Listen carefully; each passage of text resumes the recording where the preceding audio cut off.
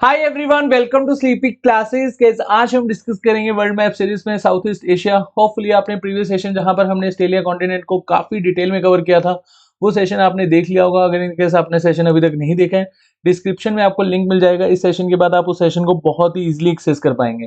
देखिए, Asia continent बहुत बड़ा है, इसको हम डिटेल में कवर करेंगे। अभी के लिए इस सेशन में जस्ट हम साउथ ईस्ट एशिया को काफी डिटेल में समझेंगे। और वर्ल्ड मैप सीरीज जो फर्स्ट है वहां पर हमने oceans, seas and gulf discuss करे थे। अगर आपने वो सीरीज भी नहीं एक्सेस करी है तो उसका भी लिंक आपको डिस्क्रिप्शन में मिल जाएगा, तो उस सीरीज को भी आप देख सकते हैं।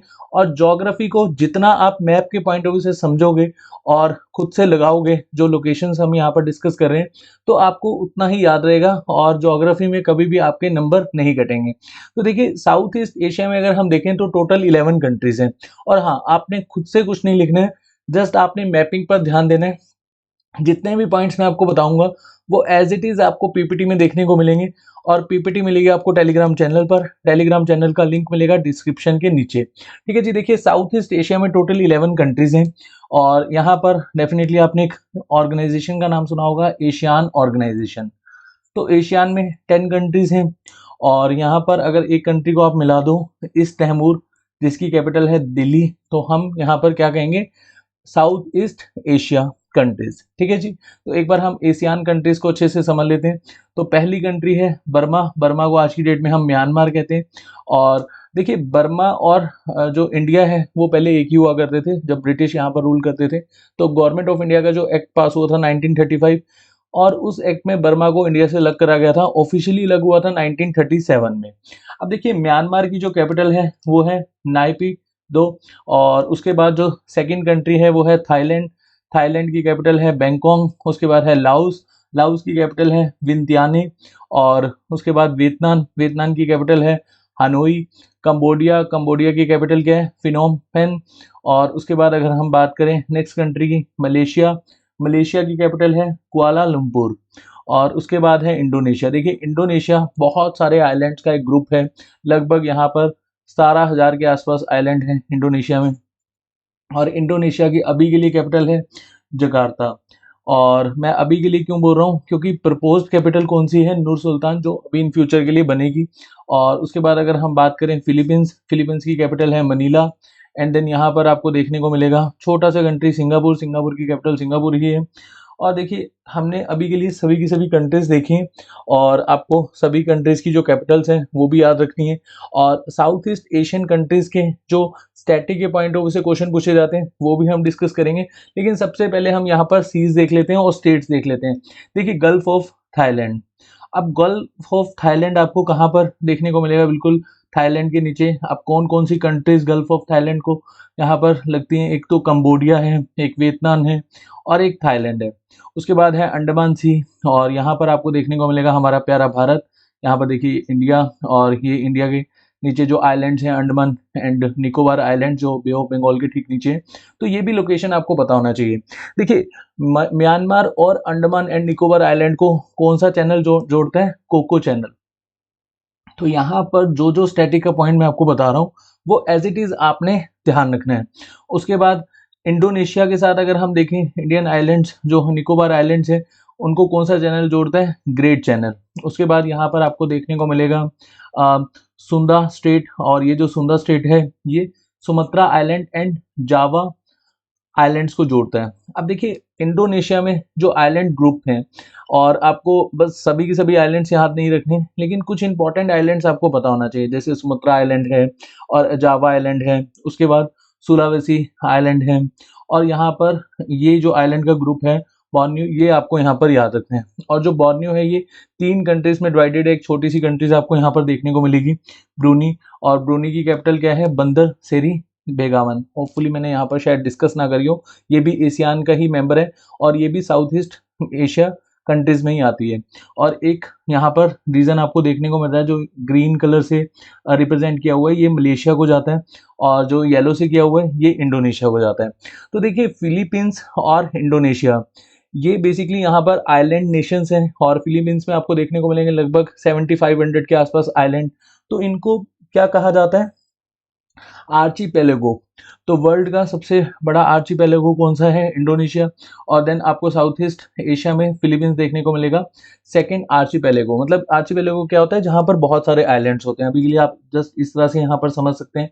फिलीपींस की कुछ इंपॉर्टेंट आइलैंड्स हैं, जैसे यहाँ पर आपको 4 आइलैंड्स याद रखने हैं। अगर आप यूपीएससी के प्रीवियस ईयर क्वेश्चंस लगाते हैं तो डेफिनेटली आपको पता होगा कि आइलैंड से भी क्वेश्चन पूछे जाते हैं।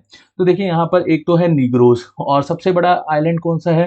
लुजॉन। उसके बाद आपको याद रखना है मिलिंदानो, एंड उसके बाद यहाँ पर जैसे कि मैंने आपको बताया निग्रोस और एक समर। ये 4 आइलैंड आपको याद रखने हैं फिलीपींस से। और फिलीपींस और इंडोनेशिया दोनों पैसिफिक ओशियन के बिल्कुल नियर अबाउट आपको देखने को मिलेंगे। और पैसिफिक ओशियन में क्या आता है? Ring of fire. That's why यहाँ पर हमें वोल्केनोज भी इरिप्ट होते हुए देखने को मिलते हैं। और कुछ वोल्केनोज जो इरिप्शन, जो एक्टिवली वोल्केनोज हैं, वो आपको याद रखने हैं। और यहाँ मैं लिख देता हूँ माउंटेन पिनातुबो एंड माउंट मायोन।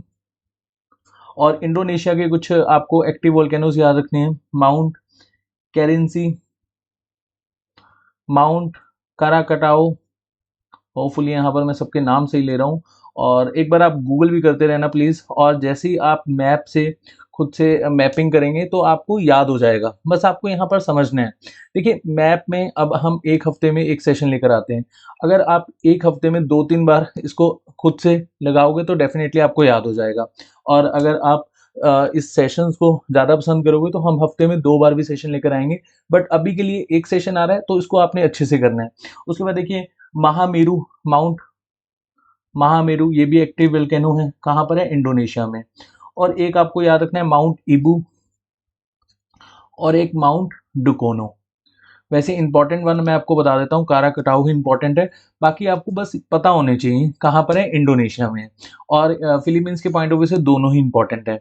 वैसे मायोन से काफ़ी बार क्वेश्चन पेपर में हमें देखने को मिले, तो आपको पता होना चाहिए। उसके बाद देखिए साउथ चाइना सी, और ये सबसे डिस्प्यूटेड रीजन है। चाइना मानता है कि साउथ चाइना सी इसमें चाइना का ही बेसिकली हक है। और ये कौन से डैश चैनल को लेकर चाइना यहाँ पर क्लेम करता है? 9 डैश चैनल। और यहाँ पर 9 डैश चैनल के अकॉर्डिंगली चाइना मानता है कि एक्सक्लूसिवली जो साउथ चाइना सी है वो चाइना को बिलोंग करता है। लेकिन देखिए बहुत सारी कंट्रीज साउथ चाइना सी पर निर्भर हैं, और यहाँ पर जो डिस्प्यूट है ये बना हुआ है। और साउथ चाइना सी के कुछ इंपॉर्टेंट आइलैंड्स हैं, जैसे पार्सल आइलैंड है जो हमेशा पूछ लिए जाते हैं, और एक स्प्राटले आइलैंड है, ये आपको पता होना चाहिए। उसके बाद हम यहाँ पर सीज देख लेते हैं, जैसे सेलेबस सी। अब ये किस किस को कनेक्ट करता है? फिलीपींस, और यहाँ पर आपको देखने को मिलेगा इंडोनेशिया, और यहाँ पर आपको देखने को मिलेगा मलेशिया। ये तो इंडोनेशिया है। तो 3 नेशन को कनेक्ट करता है सेलेबस सी। उसके बाद देखिए बांदा सी। बांदा सी बेसिकली आपको देखने को मिलेगा इंडोनेशिया के इन बिटवीन, जो इंडोनेशिया के आइलैंड्स हैं इनके इन बिटवीन आपको देखने को मिलेगा। अराफुरा सी, ये हमने फर्स्ट सेशन में डिस्कस किया था। और तिमोर सी, ये आपको ईस्ट तिमोर के साउथ में देखने को मिलेगा। और इसके बाद अराफुरा सी के नियर अबाउट आपको देखने को मिलेगा एक कंट्री, पापुआ न्यू गिनी। और ये पापुआ न्यू गिनी ये साउथ ईस्ट एशिया में नहीं आता, ये किस में आता है? ओशियाना में। ओशियाना, सॉरी मैं यहाँ पर गलत बोल गया। तो ये आप ऐसे समझ लो कि ऑस्ट्रेलिया कॉन्टिनेंट का पार्ट है। अभी के लिए आप इस तरह से समझ सकते हैं। उसके बाद हम वापस आते हैं तो देखिए जो स्टेट्स हैं ये आपको पता होना चाहिए। एक और बहुत ही इंपॉर्टेंट स्टेट है, स्टेट ऑफ मलक्का। अब स्टेट ऑफ मलक्का जो है ये बेसिकली कनेक्ट करता है वेस्ट टू ईस्ट, और ट्रेड के लिए सबसे इंपॉर्टेंट स्टेट है ये स्टेट ऑफ मलक्का। उसके बाद यहाँ पर आपको याद रखना है जो जावा सी आपको यहाँ पर देखने को मिलेगा। और देन यहाँ पर फ्लोरेस सी। और ये जितने सी मैं आपको यहाँ पर बता रहा हूँ सभी की सभी इंपॉर्टेंट है। और यहाँ पर तेहवान स्टेट, और साथ साथ ये गल्फ ऑफ टोरिन ये आपको देखने को मिलेगा। गल्फ ऑफ टॉनकिन, सॉरी यहाँ पर गल्फ ऑफ टॉनकिन है, ये आपको देखने को मिलेगा चाइना और वियतनाम के इन बिटवीन। तो ये सभी के सभी पॉइंट्स आपको यहाँ पर पता होना चाहिए। उसके बाद देखिए यहाँ अगर हम म्यांमार से रिलेटेड इंफॉर्मेशन देखें तो म्यांमार में आपको ये मांडले यहाँ पर देखने को मिल रहा है। अगर आपने मेरे मॉडर्न हिस्ट्री के लेक्चर्स लगाए हैं तो मैंने आपको बताया था कि मांडले जेल में कौन कौन से हमारे फ्रीडम फाइटर्स को डाला गया था। तो 2 ही फ्रीडम फाइटर्स आपको यहाँ पर याद रखने हैं। समटाइम्स क्वेश्चन पूछ लिया जाता है, हालांकि हिस्ट्री का क्वेश्चन है बट फिर भी यहाँ पर मैं आपको बता रहा हूँ बाल गंगाधर तिलक एंड सुभाष चंद्र बोस जी। उसके बाद देखिए यहाँ पर आपको एक छोटा सा पोर्ट देखने को मिलेगा, सितवे पोर्ट। और ये जो सितवे पोर्ट है, ये अभी के लिए इंडिया इस पर डेवलप कर रहा है सितवे पोर्ट को, क्योंकि इंडिया चाहता है कि जो मिजोरम का रास्ता है वो वाया वेस्ट बंगाल से भी हम इसको कनेक्ट कर पाएँ। क्योंकि अभी के लिए जो हमारा जो हमारे ईस्टर्न स्टेट्स हैं, उनको सिर्फ और सिर्फ एक ही पॉइंट अभी के लिए कनेक्ट करते हैं, और जिसको हम चिकन नेक भी बोलते हैं। लेकिन अभी के लिए हम यहाँ पर ये भी चाहते हैं कि एक पोर्ट से भी हम कनेक्ट कर पाएँ, और यहाँ पर इंडिया इसको डेवलप कर रहा है सितवे पोर्ट को। और जो ये सितवे पोर्ट की लोकेशन है, यहीं पर आपको देखने को मिलेंगे रोहिंग्यास, क्योंकि यही है रखाइन स्टेट, और यहीं से बेसिकली इसी स्टेट से पहले ये बांग्लादेश में एंटर करते हैं, देन हमारे इंडिया में। तो काफ़ी इंपॉर्टेंट और काफ़ी डिस्प्यूटेड सा रीजन है, तो ये आपको पता होना चाहिए। और म्यांमार में 2 रिवर्स फ्लो करती हैं, और रिवर कौन-कौन सी हैं यहाँ पर हम देख लेते हैं। एक है मेकोंग रिवर और एक है यहाँ पर सेल्विन रिवर। तो देखिए, और यहाँ पर जो ये मेकोंग रिवर है, ये काफ़ी इम्पोर्टेंट है, और यहाँ आपको देखने को मिलेगी इरावदी रिवर भी। और इरावदी रिवर को तो खैर म्यांमार की लाइफलाइन कहा जाता है। और यहाँ पर जो ये 3 रिवर हैं, और ये आपको यहाँ पर ऊपर की ओर लोकेशन देखने को मिल रही होंगी 3 रिवर्स की। एक है यांगत्से रिवर, और एक यहाँ पर है मेकोंग रिवर, और एक है आपकी सल्वीन रिवर। ये तीनों रिवर को अगर हम मिला दें, तो ये बेसिकली तीनों रिवर का एक तरह से पैरेलल हम लोगों को यहाँ पर देखने को मिलता है फ्लो, और इसको यूनेस्को वर्ल्ड हेरिटेज साइट भी माना गया। तो काफ़ी इंपॉर्टेंट प्लेस है ये। और यांगत्से रिवर यहाँ पर ये चाइना में फ्लो करती है, बाकी की 2 रिवर कहाँ पर आती है, बर्मा में, मतलब म्यांमार में। तो म्यांमार में टोटल 3 रिवर फ्लो करती हैं, और ये जो पहली रिवर है मेकोंग रिवर, ये 5 स्टेट्स में फ्लो करती है, मतलब 5 नेशंस में फ्लो करती है, Myanmar, Laos, Thailand, Cambodia, Vietnam. तो चाइना से आती है, लेकिन अभी के लिए हम कवर क्या कर रहे हैं, साउथ ईस्ट एशिया। तो साउथ ईस्ट एशिया के पॉइंट ऑफ व्यू से 5 स्टेट्स में ये फ्लो करती है, और उसके बाद कहाँ जाकर गिर जाती है, अंडमान सागर में। आप इंडोनेशिया भी यहाँ पर मान सकते हैं, बात एक ही है। उसके बाद देखिए, लाइफलाइन ऑफ म्यांमार हम किस रिवर को कहते हैं, इरावदी रिवर। और समटाइम्स क्वेश्चन पूछ लिया जाता है कि इरावदी रिवर के ऊपर कौन सा शहर बसा हुआ है, तो कौन सा शहर बसा हुआ है, रंगून। ये पहले कैपिटल हुआ करता था म्यांमार का। आई थिंक 2005 के बाद हम इसको कैपिटल नहीं मानते, और ये काफ़ी फेमस है, यांगोन या फिर रंगून, और इसके ऊपर हमारे बॉलीवुड्स ने सॉन्ग भी बना रखे हैं। और उसके बाद सल्वीन रिवर, ये जो सल्वीन रिवर है, ये कहाँ-कहाँ फ्लो करती है, ये भी आपको पता होना चाहिए, म्यांमार और थाईलैंड। तो यहाँ पर 2 स्टेट आपको याद रखने हैं, 2 स्टेट कह सकते हो, नेशन कह सकते हो, बात एक ही है। और यहाँ पर म्यांमार में ही फ्लो करती है सिर्फ इरावदी रिवर, और ये 5 नेशंस में फ्लो करती है, Myanmar, Laos, Thailand, Cambodia and Vietnam. वापस आते हैं मैप में। अब देखिए, मैप में हमने सभी के सभी सीज़ की लोकेशन देख ली, सभी की सभी गल्फ्स की लोकेशन देख ली। अब हम यहाँ पर स्टैटिक के पॉइंट ऑफ व्यू से कवर करते हैं, जो मतलब हमारे एग्जाम में डायरेक्ट क्वेश्चन पूछे जाते हैं। जैसे आपसे क्वेश्चन पूछा जाए कि साउथ ईस्ट एशिया में राइस बाउल किसको कहा जाता है, तो आपने याद रखना है थाईलैंड को। और ये जो रिवर है यहाँ पर, मेकोंग रिवर और सेल्हिम रिवर, तो इनके इन बिटवीन एक आपको प्लेट्यू देखने को मिलेगा, शान प्लेट्यू। और शान प्लेट्यू यहाँ पर आपको देखने को मिलेगा कल्टीवेशन होता है राइस का। देखिए, शान प्लेट्यू कहाँ पर है, 2 रिवर के इन बिटवीन है, जैसे कि मैंने आपको बताया। और यहाँ पर हमें राइस का कल्टीवेशन भी देखने को मिलता है। लेकिन साउथ ईस्ट एशिया के पॉइंट ऑफ व्यू से अगर आपसे पूछा जाए, तो आपने ध्यान रखना है राइस बाउल किसको कहा जाता है, थाईलैंड को। और थाईलैंड बहुत ही ज़्यादा फेमस है रबड़ के लिए, व्हाइट एलिफेंट के लिए। और अगर हम देखें तो साउथ ईस्ट एशिया जो कंट्रीज़ हैं, ये पाम ऑयल के लिए काफ़ी ज़्यादा प्रसिद्ध हैं। तो सबसे ज़्यादा पाम ऑयल कहाँ पर मैन्युफैक्चर किया जाता है, इंडोनेशिया में। सेकंड वन इज़ मलेशिया, यहाँ पर मैं लिख देता हूँ। देखिए, पाम ऑयल के लिए इंडोनेशिया फर्स्ट पर है, और मलेशिया सेकंड पर है, और थर्ड पर है थाईलैंड। ये भी आपको पता होना चाहिए।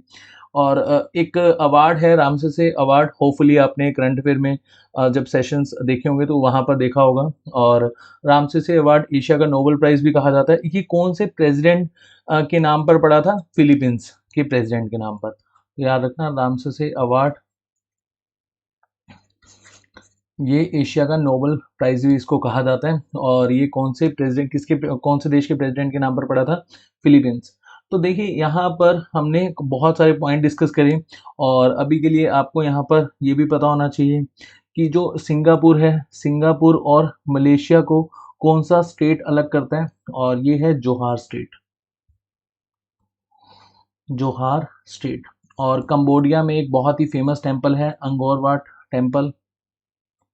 अंगोर वाट टेम्पल, और ये जो अंगोर वाट टेम्पल है ये डेडिकेटेड है भगवान विष्णु को, और ये किसके द्वारा बनाया गया था? सूर्यवर्मन सेकंड के द्वारा। जो ये स्टैटिक इन्फॉर्मेशन होती है ये बहुत इंपॉर्टेंट है, और इसको आपने ध्यान से जो जो पॉइंट्स मैं आपको बता रहा हूँ वो साथ साथ आपने लिखना है। और म्यांमार को गोल्डन पगोडास भी कहा जाता है। अब पगोडास जैसे हम जो हिंदू टेम्पल्स हैं उनको टेम्पल्स ही कहते हैं, जैसे सिख टेम्पल्स होते हैं उनको हम गुरुद्वारा कहते हैं, जो मुस्लिम टेम्पल्स होते हैं उनको हम मस्जिद कहते हैं, ऐसे ही जो बुद्धिस्ट टेम्पल्स होते हैं उनको हम पगोडास कहते हैं। तो इससे आप याद कर सकते हो, ऐसे भी आपको याद रहेगा। तो आपने याद रखना है, जो बर्मा है यहाँ पर बहुत सारे हमें बुद्धिस्ट टेम्पल देखने को मिलते हैं, डेट्स वाई इसको गोल्डन पगोडास भी कहा जाता है। ठीक है, तो उसके लिए आप देखिए यहाँ पर आपको और बर्मा के कुछ आपने माउंटेन रेंजेस भी याद रखनी है। एक है आराकन योमा माउंटेन रेंज, इसको हिमालय का ही एक्सटेंशन कहा जाता है, अराकन योमा माउंटेन रेंज। और एक आपको याद रखना है पेरू योमा माउंटेन रेंज। ये दोनों कहाँ पर आपको देखने को मिलेगी? ये वाला जो रीजन है यहाँ पर आपको देखने को मिलेगा अराकन योमा माउंटेन रेंज, और फिर बीच में यहाँ पर यहाँ आप इसको ऐसे समझ लो कि यहाँ ये माउंटेन नहीं है, उसके बाद ये माउंटेन एक्सटेंड जो एक्सटेंड होता है इसको हम क्या कहते हैं? Peru Yoma mountain range. तो ये दोनों दोनों माउंटेन रेंज आपने यहाँ पर याद रखनी है। और उसके बाद बस एक पॉइंट आपको याद रखना है, म्यांमार, थाईलैंड एंड मलेशिया, अगर हम इन तीनों नेशंस को मिला दें इनको हम क्या कहते हैं? मलाया पेनिनसुला।